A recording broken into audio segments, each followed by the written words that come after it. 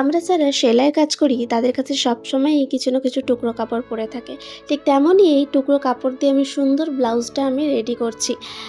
Hello everyone, আমি পূজা আবারও চলে এসেছি নতুন একটি ভিডিও নিয়ে। তো দেখো, এটা একটা প্রিন্সেস কাট ব্লাউজ করছি। এটা একদম বোট নেক হবে, সামনে পেছন দুদিকেই বোট নেক করছি। আর এখন আমি সামনের পোর্শনটা জয়েন করছি। তো তোমরা যদি এই প্রিন্সেস কাট ব্লাউজটা কিভাবে কাটলাম দেখতে চাও, অবশ্যই আমাকে কমেন্ট করে জানিও। আমি অবশ্যই পরের ভিডিওতে এই কাটিংয়ের ভিডিওটা আনবো। তো দেখো, আমার সাইড পোর্শন রেডি হয়ে গেছে এক সাইড, আর এই নিজে এক্সট্রাটা আমি কেটে বাদ দিচ্ছি। এরপরে অপর দিকের প্রিন্সেস কাটটা জয়েন করে নিচ্ছি। আমার মজা লাগে এই টুকরো টুকরো কাপড় দিয়ে যখন নতুন কিছু রেডি করে পরি, তখন কিন্তু আমার তো ভীষণই ভালো লাগে। তো দেখো, সামনের পোর্শনটা রেডি হয়ে গেছে। ফাইনাল লুকটা পরের ভিডিওতে আনছি। ততক্ষণ টাটা।